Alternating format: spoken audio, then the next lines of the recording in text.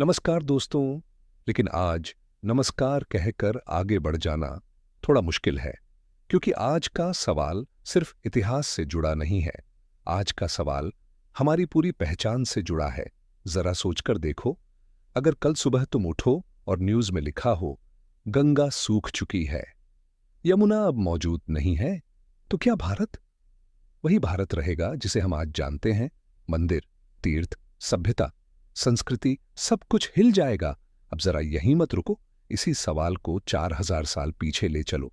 उस समय भी कुछ ऐसा ही हुआ था। एक नदी थी जिसके गायब होने से सिर्फ पानी नहीं गया, एक पूरी सभ्यता बिखर गई। उस नदी का नाम था सरस्वती।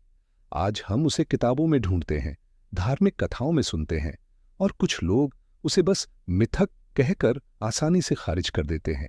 लेकिन सवाल यह है, अगर सरस्वती सिर्फ एक कहानी थी, तो उसका नाम हर वेद में इतनी ताकत से क्यों गूंजता है? ऋग्वेद में सरस्वती को कहा गया है नदीतमा, यानी नदियों में सबसे महान। अब जरा ध्यान से सोचो, वैदिक ऋषि किसी काल्पनिक चीज को इतनी श्रद्धा, इतने स्पष्ट भूगोल और इतने गहरे भाव के साथ कभी नहीं लिखते थे। तो फिर सवाल उठता है, ये नदी थी कहां?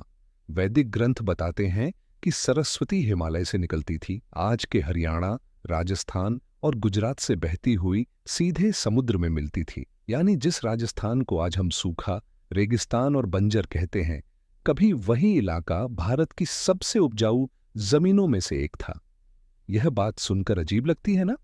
रेगिस्तान और उपजाऊ जमीन, लेकिन यही वह जगह है जहां इतिहास हमसे झूठ बोलना शुरू करता है। अगर सरस्वती सच में इतनी विशाल नदी थी, तो क्या वह बिना किसी निशान के अचानक गायब हो सकती है? यहीं से कहानी असली मोड़ लेती है। जब आधुनिक वैज्ञानिकों ने सैटेलाइट इमेजरी का इस्तेमाल शुरू किया, तो राजस्थान और पाकिस्तान की सीमा के पास जमीन के नीचे एक विशाल सूखी नदी का रास्ता दिखाई दिया। यह कोई छोटी लकीर नहीं थी, यह सैकड़ों किलोमीटर लंबी थी। आज हम उसे जानते हैं घग्गर-हकरा नदी प्रणाली। और अब ध्यान दो, इसके किनारों पर मिले हजारों पुरातात्विक स्थल, हड़प्पा, कालीबंगा, राखी घड़ी। इतिहास ने हमें सालों तक बताया हड़प्पा सभ्यता सिंधु नदी के कारण पनपी।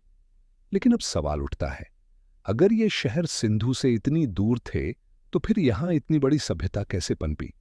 कई विद्वान आज मानते हैं कि हड़प्पा सभ्यता का बड़ा हिस्सा असल में सरस्वती सभ्यता था। मतलब हम शायद पूरी सभ्यता का नाम ही गलत पढ़ते आए। अब सवाल फिर, यह नदी सूखी कैसे? यहां विज्ञान बिना इजाजत कहानी में घुस आता है। करीब 4000 साल पहले धरती के भीतर जबरदस्त भूगर्भीय हलचल हुई। टेक्टोनिक प्लेट्स हिलीं, जमीन फटी और नदियों के रास्ते बदल गए। यमुना, जो कभी सरस्वती की जीवन रेखा थी, गंगा की ओर मुड़ गई। सतलुज, जो उसे ताकत देती थी, सिंधु नदी में जा मिली।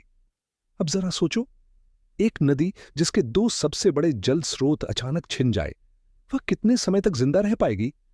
ऊपर से आया जलवायु परिवर्तन, मानसून कमजोर पड़ने लगा, बारिश कम होती चली गई, सरस्वती का प्रवाह धीरे धीरे टूटने लगा। वह नदी जो कभी समुद्र तक बहती थी, अब रुक रुक कर बहने लगी, और फिर एक दिन वह आंखों से ओझल हो गई। लेकिन क्या इसका मतलब वह पूरी तरह खत्म हो गई? भारतीय परंपरा कुछ और ही कहती है। प्रयागराज के संगम में आज भी माना जाता है, यहां गंगा, यमुना और अदृश्य सरस्वती मिलती हैं। अब कोई हंस सकता है, अदृश्य नदी कैसे हो सकती है? लेकिन विज्ञान भी अब यही सवाल पूछ रहा है। राजस्थान और हरियाणा के नीचे आज भी मीठे पानी की विशाल धाराएं मौजूद हैं।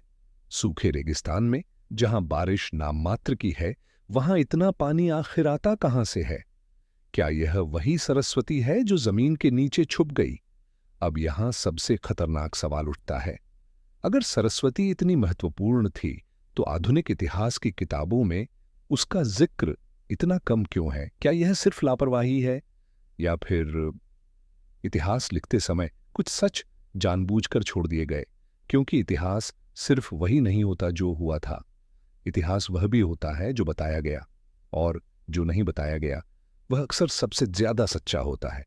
सरस्वती सिर्फ एक नदी नहीं थी, वह ज्ञान की धारा थी, वह संस्कृति का आधार थी, वह भारत की आत्मा का हिस्सा थी।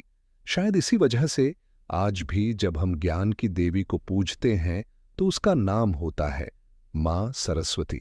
नदी सूख गई, लेकिन स्मृति नहीं। अब सवाल तुम्हारे लिए है, क्या सरस्वती सच में हमसे बिछड़ गई, या फिर वह आज भी हमारे पैरों के नीचे बह रही है, हमारी अनदेखी के कारण अदृश्य बनी हुई है? अगर आपको यह खोज रोमांचक लगी हो तो वीडियो को लाइक जरूर करें, चैनल को सब्सक्राइब करें और कमेंट में बताएं इस रहस्य पर आपकी क्या राय है। इस वीडियो को शेयर करें ताकि दुनिया भी उस सच से वाकिफ हो सके जो अक्सर छुपा दिया जाता है, क्योंकि दुनिया कहानियां सुनाती है और हम उन कहानियों के पीछे का सच। मिलते हैं अगले रहस्य के साथ, सिर्फ फैक्ट वाला पर।